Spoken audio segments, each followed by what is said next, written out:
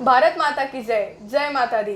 तर आजचे आपल्या दुर्गा एक नॅशनल फुटबॉल प्लेयर आहेत ज्यांनी दिल्लीमध्ये जाऊन NDC कॅडेट म्हणून RDC मध्ये आपल्या महाराष्ट्राला रिप्रेझेंट केलं, ज्या द ग्रेट अब्दुल कलामजींना देखील भेटलेल्या आहेत. आजच्या आपल्या अशा दुर्गा आहेत प्रतीक्षाताई डांगे.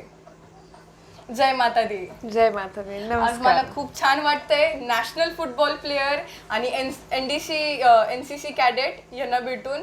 तर तुम्हाला कसं वाटतंय मला भेटून? मला खूप आनंद होतोय तुला भेटून. त्याचं कारण असं आहे, मी बऱ्याच वर्षांपासून, अगदी ती छोटी होती तेव्हापासून मी तुझे व्हिडिओज बघते आणि मी ह्या फील्डमध्ये थोडंसं म्हणजे एज्युकेशन घेतलेलं आहे, मास कम्युनिकेशन आणि जर्नलिझम पण केलं आहे. तर माझी एक आवड आणि तुझा ही जर्नी मी ज्यावेळेस बघत होते त्यावेळेस मला फार विशेष वाटत होतं की एवढी छोटीशी मुलगी जर एवढ्या मोठ्या मोठ्या डेअरिंग करते, मोठ्या मोठ्या लोकांना मोठे मोठे अवघड काही प्रश्न फार अवघड असतात ते सर्वसामान्य माणूस विचारू शकत नाही. एक सर्वसामान्य माणसाचा आवाज होऊन तू पुढे येऊन ह्या सगळ्या गोष्टी करते. तर खरंच तुझं कौतुक जेवढं करावं तेवढं कमी आहे. Thank you so much. आणि सर्वात पहिले तुम्ही आज खूप छान दिसता. Thank you so much. चालेल. तर आज तुम्ही माझ्या दुर्गा आहात कारण तुम्ही आपल्या महिलांसाठी एक इन्स्पिरेशन आहात. दॅट इन्क्लुड्स मी. चालेल. तर आता सुरुवात करूया. येस. तर तुमचा जो प्रवास आहे, जसं मी तुमच्याबद्दल वाचलं, तो खूप वास्ट आहे. तर तो सुरू झाला नेवासापासून, ते मग प्रवारा, त्याच्यानंतर नाशिक, मग त्याच्यानंतर दिल्ली, तिथून पुणे आणि मग त्याच्यानंतर परत कणकुरी. येस. तर तुमचा हा जो प्रवास होता त्याच्यातली तुमची जर्नी, मग तुमचे जे अचीवमेंट्स होते, अप्स अँड डाऊन्स होते, त्याबद्दल काय सांगाल? खरं तर मी सुरुवात आता जशी तू म्हणाली की माझं 2-4 किंवा 5-7 गावांचे नावं घेतले. तर मला नाही वाटत की असा कुठला जिल्हा आहे की जिथे माझं एज्युकेशन नाही झालेलं. मी अगदी नगर जिल्ह्यामध्ये शिकले, पुणे जिल्ह्यामध्ये शिकले, नाशिक जिल्ह्यामध्ये शिकले, औरंगाबाद जिल्ह्यामध्ये शिकले. आणि ह्या सगळ्या प्रवासामध्ये जसं तुला तुझ्या वडिलांची फार साथ आहे, तसंच माझ्या पाठीशी मी ज्यांना माझे गुरु मानते, माझे वडील, त्यांनी मला फार साथ दिली. आमचं मूळ गाव नागापूर आहे. तर त्या गावामध्ये मुली एवढ्या शिकत नव्हत्या. त्यावेळेला माझ्या वडिलांनी आम्हाला हॉस्टेलला ठेवलं पाहिजे, मुली पुढे गेल्या पाहिजे, काहीतरी वेगळं केलं पाहिजे, ह्या विचारांनी त्यांनी आम्हाला तिथून बाहेर काढलं आणि हॉस्टेलवर आलो आम्ही. हॉस्टेलवर म्हणजे माझं स्कूलिंग नेवासालाच झालं आहे. त्यानंतर प्रवारानगरला आले. ज्या वेळेला प्रवारानगरला आम्ही आलो, अगदी हॉस्टेलवर जवळजवळ 450 ते 500 मुली होत्या. आणि एवढ्या मुलींमध्ये आपण कसं राहायचं, कसं शिकायचं, स्वतःला कसं प्रूव्ह करायचं, हे एक मोठं चॅलेंज होतं आमच्यासाठी. पण तरीही वडिलांची इच्छा आणि एक आपले संस्कार की आपण काहीतरी वेगळं करून दाखवायचं आहे. आणि म्हणजे ह्या प्रवासामध्ये मग माझ्या आयुष्यामध्ये एक माझ्या गुरु आल्या, ज्यांनी मला सांगितलं की तू एक चांगली खेळाडू होऊ शकते. म्हणजे जसं आपण म्हणतो की आपल्या मातीला आकार देणं फार गरजेचं असतं, त्याचप्रमाणे माझ्या गुरु मला गाढे मॅडम भेटले आणि त्यांनी मला गायडन्स केलं. मग मी फुटबॉलमध्ये आले आणि जो माझा ह्या एक खेळाडू म्हणून प्रवास चालू झाला तो खरा प्रवारानगरमधून चालू झाला आणि पुढे हळूहळू एक अचिव्हमेंट्स मग मी खेळामध्ये करत गेले. आणि ज्यावेळेला मी प्रवारानगरला होते त्याच वेळेला 8वी आणि 9वी ह्या 2 वर्गांमध्ये आपण असताना NCC असते, नॅशनल कॅडेट कोर. तर त्याच्यामध्ये सुद्धा मी पार्टिसिपेट केलं आणि माझी फार इच्छा होती की आपण सैन्यामध्ये भरती व्हायला पाहिजे, देशासाठी काहीतरी करायला पाहिजे. म्हणजे तू आज ज्या इंटरव्ह्यूची सुरुवात करते, मला फार अभिमान वाटतो की आपण इतर कुठलीही गोष्ट न बोलता तू बोलते भारत माता की जय. आणि ती खरंच आपल्यासाठी फार महत्त्वाची गोष्ट आहे. आपला देश आपल्याला सगळ्यात आधी असला पाहिजे. म्हणून NCC हा घटक फार महत्त्वाचा आहे. प्रत्येक जणाने NCC मध्ये पार्टिसिपेट केलं पाहिजे. जर आपण NCC मध्ये असलं तर त्याचं होतं असं, देशाचं महत्त्व, स्वातंत्र्य आपल्याला कसं मिळालं आहे, ह्या देशाला सुरक्षित ठेवण्यासाठी आपण काय केलं पाहिजे, हे आपल्याला अगदी शालेय जीवनापासून त्याच्यामध्ये शिकवलं जातं. मग 8वीपासून माझा NCCचाही प्रवास चालू झालेला होता आणि पुढे तो अगदी RDC पर्यंत. म्हणजे जसं तुम्ही बोललात की APJ अब्दुल कलामांना भेटला तुम्ही, ती जर्नी किंवा तो प्रवास एवढा सोपं नसतं. कारण देशाचं जे सर्वात महत्त्वाचे व्यक्तिमत्व किंवा 1 नंबरचं व्यक्ती आपण ज्यांना म्हणतो, देशाचं 1 नंबरचं नागरिक आपण ज्यांना म्हणतो, ते APJ अब्दुल कलाम म्हणजे राष्ट्रपती.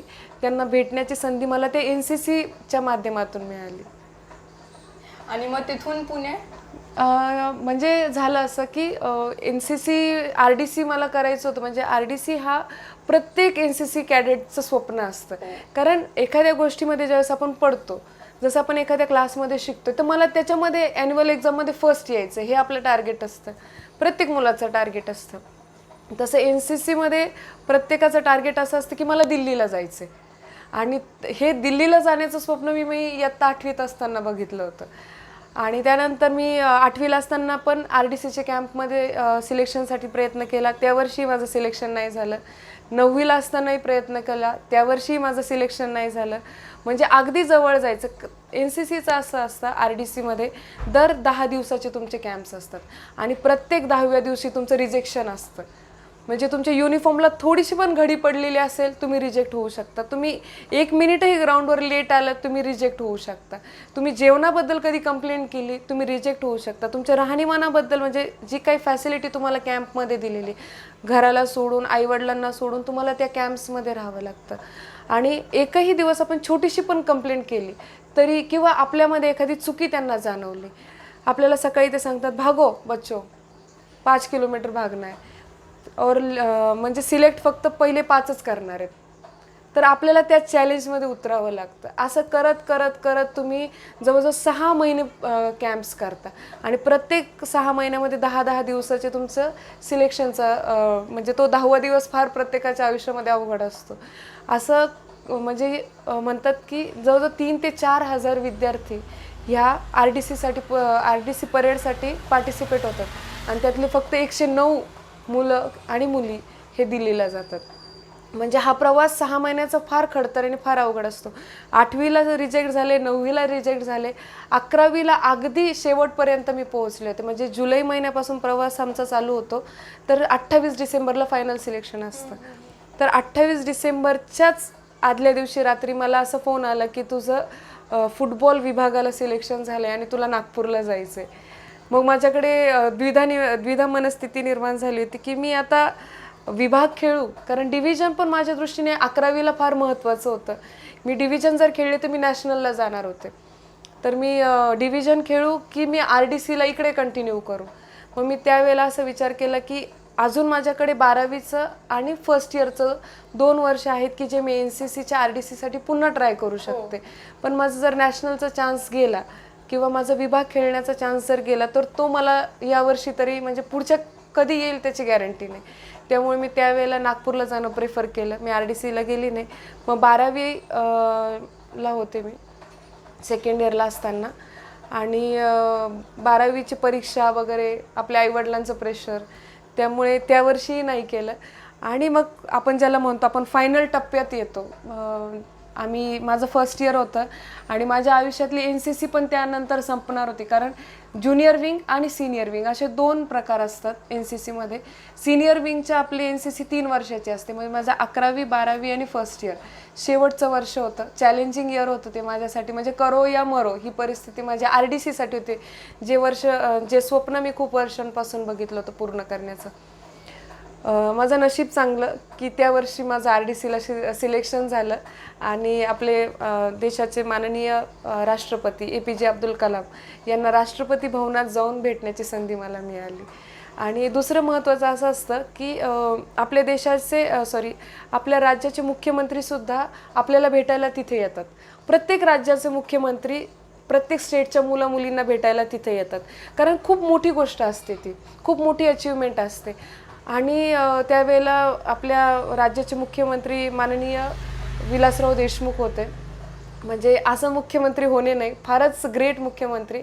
आणि तिथे एक चान्स आपल्याला असतो, एक मुलगा आणि एक मुलगी दोघंच असतात की जो पूर्ण कॅम्पस, दिल्लीचा कॅम्पस जिथं मुलं मुली RDCचा कॅम्प 1 महिनाभर करतात, तो कॅम्प फिरून दाखवण्याची संधी मिळते असते 2 जणांना. मुख्यमंत्र्यांसोबत आपल्याला फिरता येतं. तर ती संधी मला मिळाली होती. ते फोटोज मी शेअर केलेले आहेत तुमच्यासोबत की म्हणजे. आणि विलासराव देशमुखांना म्हणजे आपण जे म्हणतो की मोठे लोक खरंच मोठे असतात, असं अजिबात वाटलं नाही की हे मुख्यमंत्री आणि आम्ही यांच्याबरोबर फिरतोय. फार छान अनुभव होता तो. म्हणजे काही अनुभव खरंच फार सुंदर आहेत माझ्या आयुष्यातले. आणि आज या प्लॅटफॉर्मवरती ते मला मांडण्याची संधी मिळते, याच्यापेक्षा भाग्य कुठलंच नाही माझं. खरंच थँक्यू. लाईक तुम्ही जसं सांगितलं खूप हार्ड आहे त्याच्यात सिलेक्ट होणं. मग तुम्ही जर त्याचे जो 2 स्टुडंट्स होते, बॉय आणि गर्ल, जर तुम्ही तिथं पोहोचलात विजिट गाईड म्हणून, तर तुमची डिसिप्लिन लेवल काय असेल? मी ते इमॅजिन करूनच माझं इतकं हे चालू होतं. ॲक्च्युली असं आहे की मी माझ्या वडिलांनी पहिल्यापासून सगळ्या गोष्टी चालतील, मला डिसिप्लिन पाहिजे, अतिशय कडक स्वभावाचे होते ते. त्यातले त्यात हॉस्टेल आणि त्यानंतर ते मिलिटरी कॉलेज पॅटर्नच असा असतो की तुम्हाला 5:30ला ग्राउंडवर उभं राहावं लागतं इन एनी कंडिशन. आपण जर म्हटलं की आपले म्हणजे तिथे गाईड करणारे असतात किंवा सर लोक असतात, टीचर्स असतात, ते पण आपल्या आधी तिथे ग्राउंडवर येऊन उभे राहतात. आम्ही जर म्हटलं ना सर आज तब्येत ठीक नाही आहे, ते म्हणतात मिलिटरीमध्ये एकच आहे, तुमची तब्येत कधी ठीक नाही आहे ज्या वेळेला तुम्ही स्ट्रेचरवर आहात, ती एक्स्ट्रीम स्टेज आहे तुमची. त्याच वेळेला ज्या वेळेला तुम्ही उभा राहू शकते म्हणजे तुम्ही ग्राउंडवर तुमचं वर्कआउट केलंच पाहिजे, तुम्ही परेड केलीच पाहिजे, तुम्ही हॉर्स रायडिंग केलीच पाहिजे, तुम्ही स्विमिंगला गेलंच पाहिजे. मग स्विमिंगला जात आहे, मग थंडी आहे, हॉर्स रायडिंगला जाते, तुम्हाला घोड्याची भीती वाटते आणि रायफल तुम्हाला चालवता येत नाही म्हणून तुम्ही रायफल शूटिंग करायचं नाही, असं कुठलंही कारण देता येत नाही. त्याच्यामुळे ते एक मिलिटरी कॉलेजचा बेस होता, हॉस्टेलचा बेस होता आणि एक मनात होतं की काहीतरी करायचं. आपले आईवडील आपल्यासाठी एवढं काही करतायत तर निश्चितच आपण याच्यामध्ये काहीतरी केलंच पाहिजे. आणि बॅक केलं ते केलं. तुमची जर्नी खूप वास्ट आहे, खूप इन्स्पिरेशनल आहे आणि ओ माय गॉड त्याचे तितके फॅसिनेशन्स आहे माझ्यासाठी. इतकं एक्सेल कसं काय करू शकते यार कुणी? ओ माय गॉड, तुम्ही इथून स्टार्ट केलं, आज तुम्ही कुठपर्यंत आहात आणि आज मी तुमचा इंटरव्ह्यू घेतेय, म्हणजे I am so grateful to you की तुम्ही इकडे आलात. आणि खरं तर मी नोटीस केलं या नवरात्रीच्या एपिसोडमध्ये माझ्या प्रत्येक दुर्गा अशीच आहे. त्यांचं जर्नी इतकी वास्ट आहे, इतके इनक्रेडिबल आहे ते. एकदा इनक्रेडिबल सिस्टर्स असतात, सिबलिंग्स आय मीन, कधी फुटबॉल असता, कधी principal, director. Oh my god, खूप छान दुर्गा आहे माझ्या. हा माझा एक्सपिरियन्स लाईफ लॉंग असा मला आहे ना रिमेंबर असा राहणार आहे. आणि जेव्हा कुणी माझा इंटरव्ह्यू घेईल ना तेव्हा मी हे खरंच एकदा नोट करेल, ओ मी असं केलं होतं. आणि मला मोटिवेशन देण्यामागे नवदुर्गा देखील होत्या आणि त्याच्यामधून तुम्ही एक आहात. थँक्यू. चालेल.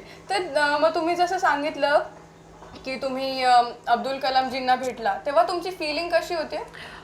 ॲक्च्युली ते तमिळमध्ये बोलत होते, म्हणजे इंग्लिशमध्ये, त्यांची इंग्लिश फारच छान आहे. आणि असं असतं की तिथे जाऊन त्यांना भेटायचं असतं, त्यांच्याशी बोलायचं असतं, तिथे कुठल्याही प्रकारची सिक्युरिटी नसते.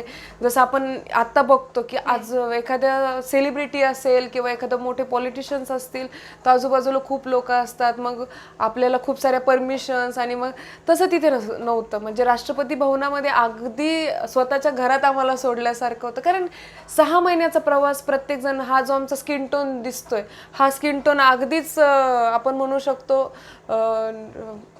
ह्याचा काय म्हणतात काळवंडलेला असतो. कारण ती अचिव्हमेंट करता करता करता पूर्ण वेळ ग्राउंडवर असतो. पण जो आनंद असतो, जे सौंदर्य आम्ही तिथे जाऊन मिळवलेलं असतं, मला नाही वाटत की कुठले मिस युनिव्हर्स किंवा मिस वर्ल्ड मिळू शकत असेल. तर तिथे गेल्यानंतर आपल्याला त्यांच्याशी बोलण्याची संधी मिळते. तर आम्ही असंच फिरत होतो, म्हणजे ते आपण असं उभं राहायचं असतं आणि ते आपल्याकडे बोलत बोलत बोलत बोलत येतात. मग ते आमच्यापर्यंत जेव्हा आले तर माझ्यासोबत मुंबईची एक मुलगी होती, तिचं नाव दिशा होतं.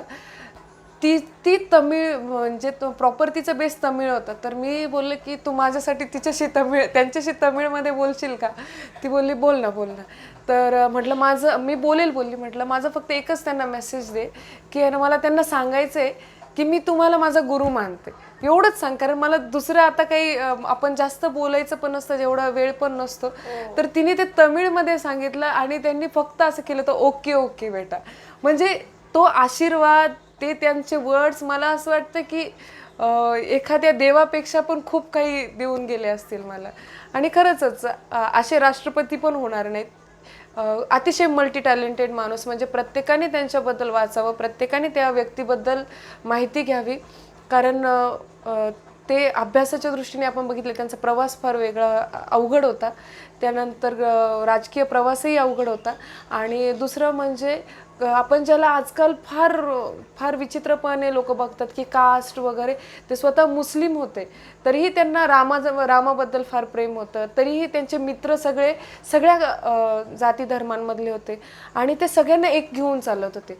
शिवाय सगळ्यात महत्त्वाचा मुद्दा म्हणजे भ्रष्टाचार हा प्रकार त्यांच्याकडे नव्हता. म्हणून मी अशा व्यक्तीला भेटले, माझं सौभाग्य आहे आणि मी त्यांना गुरु मानते. आणि माझं सौभाग्य आहे की तुम्ही त्यांना भेटला, मी तुम्हाला भेटतीये. कारण ज्या प्रकारे तुम्ही ती फिलिंग पहिले एक्सप्रेस करत होता, तुम्ही मला हात लावला वगैरे, त्याच्याने मला ती असं मधोमध अशी फिलिंग येत होती, ओ माय गॉड. जसं मी कोणाला एकदम एकदम मोठे असे पॉलिटिशियन्स असतील किंवा असे गुरुसारखे असतील, खूप इन्स्पिरेशनल असतील, एक्स्ट्रीमली मोटिवेशनल, त्यांना भेटताना थोडीशी नर्वसनेस किंवा थोडंसं असं ते काहीतरी असतं मनामध्ये, मी ते ना डिस्क्राईब नाही करू शकत. ते आता फील झालं मला, तुम्ही इतके छान प्रकारे ते सांगितलं.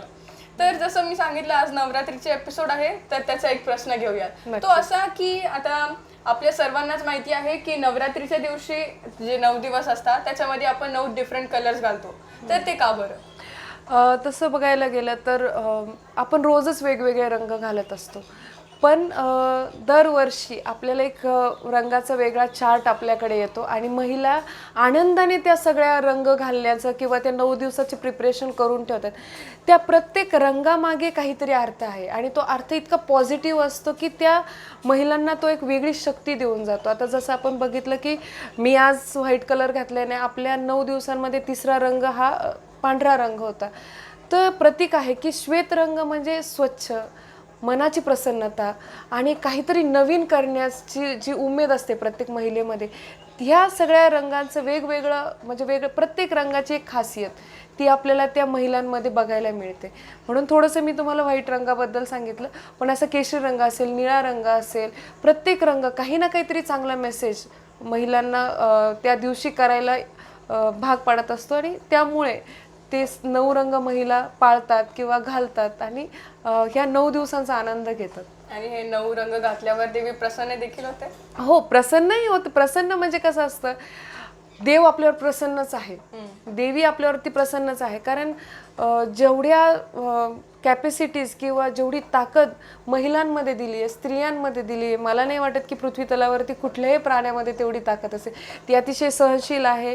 म्हणजे आपण देवीचे सगळे रूपं बघतो, ती आईसुद्धा आहे, ती दुर्गासुद्धा आहे. म्हणजे ती ज्या वेळेला ज्या भूमिकेमध्ये यायचं आहे ती त्या 9 भूमिकेमध्ये आल्याशिवाय राहत नाही. आणि ती प्रत्येक शक्ती आपल्या सगळ्या महिलांनी ओळखली पाहिजे. ज्या वेळेला जी गरज आहे त्या वेळेला त्या पद्धतीने उभं राहणं फार गरजेचं असतं. प्रत्येकच वेळेला मला जमणार नाही हे उत्तर नसलं पाहिजे. कारण आपले देवतासुद्धा आपल्याला काहीतरी फार चांगला मेसेज देतात. आपण घरामध्ये देवीचा फोटो लावतो, देवीचे 6-7 हात असतात आणि प्रत्येक हातामध्ये एक वेगवेगळं अस्त्र असतं, ती इंडिकेट करत असते. प्रत्येक अस्त्राचा काहीतरी वेगळा अर्थ असतो, तो महिलांनी घेतला पाहिजे. आणि आजकाल मी बघते की जसं तू आहेस फार कमी वयामध्ये या क्षेत्रामध्ये आली आहेस, कारण मास कम्युनिकेशन अँड जर्नलिझम आजकालच्या म्हणजे आजकालच्या काळात इझी नाही आहे. आणि तरीही तुझ्या फॅमिलीने ती डेअरिंग केली आणि तुला या क्षेत्रामध्ये एवढं छान सपोर्ट करतात आणि मला तुझं कौतुक करायला आवडेल. म्हणजे काहीतरी बोलायचं म्हणून अजिबात नाही, सांगण्याचा उद्देश हा आहे, वय तुझं फार कमी आहे, तुझ्याकडे करण्यासारख्या बाकीच्या पण बऱ्याच गोष्टी होत्या, त्यात तू हे निवडलं.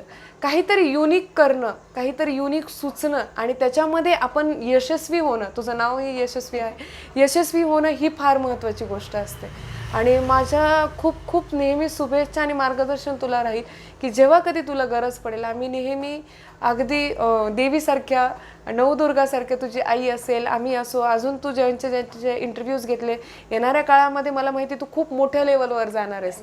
सगळ्यांचे आशीर्वाद नेहमी तुझ्या पाठीशी असतील. Thank you so much. तर आता जसं तुम्ही नॅशनल फुटबॉल प्लेयर आहात, लाईक माझ्या पर्सनल एक्सपिरियन्सनी कोणतीही मॅच, लाईक कुठेही असो ती मॅच, डिस्ट्रिक्ट लेवल असो, नॅशनल लेवल असो, कशी देखील असो, आपण स्कूलमध्ये देखील इंटर हाऊस किंवा इंटर क्लास कसंही खेळत असो, कोणतीही मॅच सिम्पल नसते. त्याच्यातली ती फिलिंग वेगळी असते. तेव्हा आपण जी इन्व्हॉल्वमेंट घेतो ती सगळ्यात युनिक असते. तशी इन्व्हॉल्वमेंट आपण दुसऱ्या कोणत्याही सेक्टरमध्ये किंवा आपण जे काम करतो त्याच्यामध्ये कधीच देत नाही. आणि तो सिच्युएशन पण कधीच न घडणारी तशीच सिच्युएशन असते तिकडं. लॉट ऑफ प्रेशर, मग ते चिअरिंग, मग आपले कोच आपल्याला तिथून असं खेळायचंय, आपल्याला विन व्हायचंय असं ते सांगत असता. आपले टीममेट्स देखील असतात आपल्यासोबत. आणि कितीतरी वेळेस अशी ट्रॅजेडी घडून जाते कितीतरी मॅचेसमध्ये. कितीतरी वेळेस आपण सक्सेसफुल देखील होतो, बट खूप अप्स अँड डाऊन्स असतात त्याच्यात, खूप जास्त. बरोबर. फिलिंगच अनडिस्क्रायबेबल आहे ती. तर कधी तुमच्या लाईफमध्ये असा कोणता पार्ट आलेला आहे का जो ह्या मॅच म्हणजे त्या मॅचमध्ये तुम्हाला खूप सॅड फिलिंग आलेली आहे, पण रडावंसं वाटलं त्या दिवशी? आम्ही म्हणजे तुम्हाला सांगायला मला आवडेल, प्रत्येक मॅच झाल्यावर आम्ही रडलेलो आहे. प्रत्येकच मॅच नंतर एक तर जिंकलो म्हणून रडतो, कारण तो आनंद गगनात मावणारा नसतो. कारण कुठलाही खेळाडू असू द्या, आनंद अश्रू त्याला येतातच. आणि हारल्यावर तर साहजिकच आहे की आपण हारलो, पण रडण्यामागचा उद्देश हा नसतो की आपण हारलोय तर आपण काही करू शकत नाही. मला इथे सांगायला आवडेल, जसं तू खूप छान एक्सप्लेन केलं की खूप वेगवेगळ्या मिक्स फिलिंग्स असतात, प्रेशर असतं, एक्सपेक्टेशन्स असतात, आणि याच्यामध्ये तुम्ही कसं परफॉर्म करता, किंवा असं कधी तुम्हाला झालं आहे का? फुटबॉल हा गेम असा आहे, जसं शेवटच्या ह्याच्यामध्ये जर दोन्ही टीम्स सेम स्कोर झाला तर शेवटी पेनल्टीवरती गेम येतो.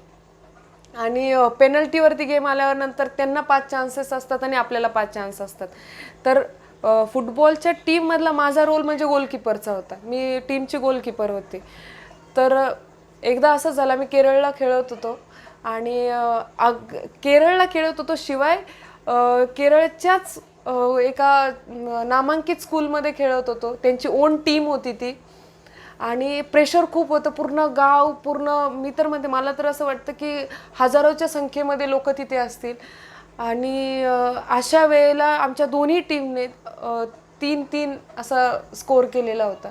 आणि मग आमच्या शेवटी पेनल्टीवरती आम्ही आलो. पेनल्टीवरती आल्यावरती सगळी जबाबदारी ही गोलकीपरवरती येऊन पडते. म्हणजे 5 जण गोल करणार असतात, त्यांच्यावरती पण प्रेशर असतं, पण महत्त्वाचं प्रेशर आपण ज्याला म्हणतो ते गोलकीपरवरती असतं. आणि अशा वेळेला म्हणजे माझ्या आयुष्यातला तो पहिला एक्सपिरियन्स होता. पेनल्टी आम्ही प्रॅक्टिसमध्ये खूप करायचो, डेली एकदा प्रॅक्टिसला गेलो की आमचे पेनल्टीचे सेशन्स चालू व्हायचे. पण एवढ्या मोठ्या लोकांसमोर आणि एवढ्या प्रेशरमध्ये मला आता ते सामोरे जायचे अशी परिस्थिती होती. आणि मला असं वाटत होतं मी पळून जावं, कारण ते प्रेशर कदाचित मला असं वाटत होतं मी हँडल नाही करू शकणार. सगळ्यांचा राग माझ्यावरती येणार आहे, किंवा सगळ्यांना माझ्याकडून खूप एक्सपेक्टेशन्स आहे आणि मी त्या एक्सपेक्टेशनमध्ये उतरू शकेल की नाही, हे एक प्रेशर माझ्यावरती होतं. आणि अशा वेळेला मी उभी राहिले, एकामागे एक मी सगळे गोल सेव्ह केले, आणि आमचे अजून 3 गोल्स झाले, आणि आम्ही 6-3ने आमचा विजय झाला होता. तर मी सांगते, त्या दिवशी मला नाही वाटत की म्हणजे त्या दिवसानंतर आजपर्यंत कधी मी रडली असेल. कारण जसं आपण म्हणतो की ज्यावेळेला आपल्या खांद्यावरती जबाबदारी येते त्यावेळेला आपण तन मन सगळं लावून त्या ठिकाणी असतो, आणि अशा वेळेला आपण जर यशस्वी झालो तर त्यावेळेला खूप जास्त रडायला येतं आपल्याला. तर तो माझा अनुभव होता की मी त्यावेळेला खूप रडले होते, आणि मी रडले होते. आणि मी तुम्हाला सांगते, आपल्या लोकांनी कौतुक फार मोठी गोष्ट असते, पण ज्या वेळेला इतर लोक जे आपल्या विरोधातले लोक असतात तेही आपण तिथून पूर्णपणे ग्राउंडमधून बाहेर पडेपर्यंत आपल्यासाठी टाळ्या वाजवतात, ती गोष्ट माझ्यासाठी खरंच खूप ग्रेट होती. त्या लोकांनी एवढं माझं कौतुक केलं होतं, आणि तो एक्सपिरियन्स म्हणजे आजही मला फार माझ्या डोळ्यासमोर उभा राहतो, आणि आवडतीचा क्षण म्हटला तरी चालेल. आणि तुमच्या टीमचं काय रिॲक्शन होतं तुमच्यावर? लाईक म्हणजे मला उचलूनच नेलेलं होतं, मी तेच सांगते की उचलूनच नेलं होतं, आणि सगळे पूर्ण जेवढे प्रेक्षक होते ते सगळे टाळ्या वाजवत होते. कारण गोलकीपरवरती खूप गोष्टी म्हणजे डिपेंड असतात, तसं सगळ्याच टीमवरती डिपेंड असतात. मी माझं एकटीला क्रेडिट ते घेणार नाही, कारण माझी टीम नसती तर ही वेळ किंवा ही संधी मला मिळाली नसती. परंतु त्या वेळेला मला स्वतःला प्रूव्ह करणं फार गरजेचं होतं, आणि एका मोठ्या प्लॅटफॉर्मवरती ती मॅच होती, मोठ्या प्लॅटफॉर्मवरती आपल्याला स्वतःला सिद्ध करायचं होतं. त्यामुळे माझी टीम पण फार खुश होती, आणि आम्ही फारच त्या दिवशी मोठं सेलिब्रेशनही केलं होतं. खूप छान. तर मी जसं बघितलं तुम्ही फेन्सिंग आणि बेसबॉल Yes. हे देखील खेळलेलं हो, आहात हो. आणि फेन्सिंग कोणत्या इयर्स मध्ये खेळलात तुम्ही? मी साधारण 2008-9 मध्ये मी तलवारबाजी हा खेळ खेळली म्हणजे आपण त्याला इंग्लिशमध्ये फेन्सिंग म्हणतो. आपल्याकडच्या लोकांना थोडंसं कन्फ्युजन होईल. फेन्सिंग म्हणजेच तलवारबाजी. तर साधारण 2008-9 मध्ये मी खेळलेली आहे. तुम्ही 2008-9 मध्ये तुम्ही फेन्सिंग हो आणि बेसबॉल हो बेसबॉल पण सेम इयर. तुम्ही ते तेव्हा खेळत होता हो. जेव्हा त्याचा ट्रेंड आता निघतोय.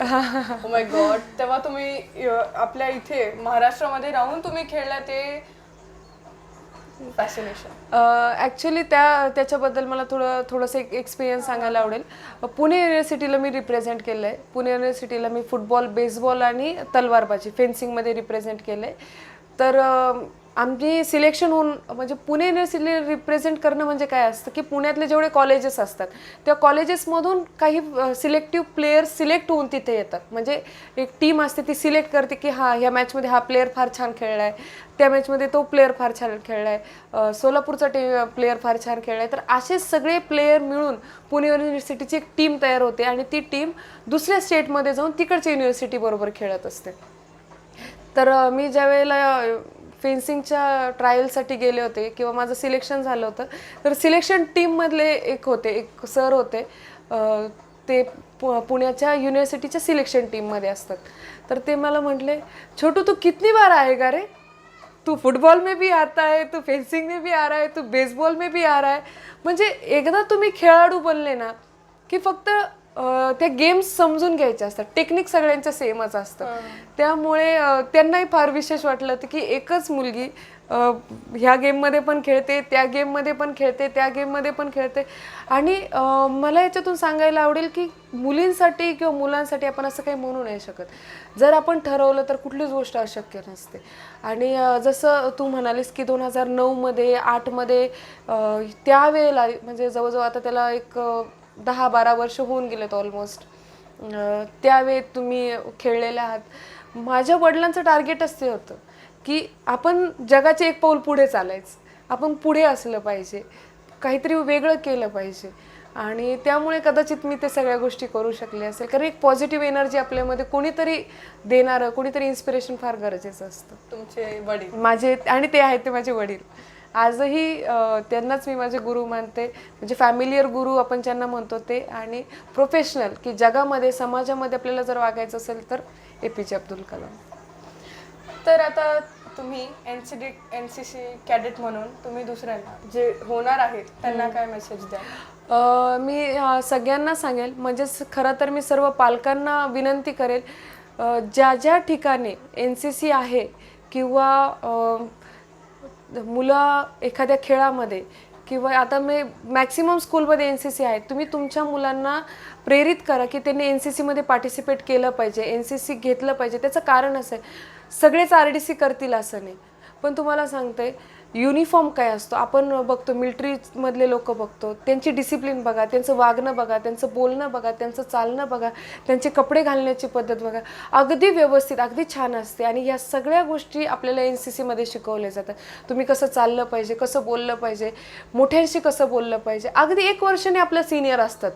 म्हणजे आम्ही ज्यावेळेस 8वीला होतो 9वीच्याच मुलं आमचे सिनियर असायचे, तर त्यांच्याशी सुद्धा रिस्पेक्टने बोलायचं.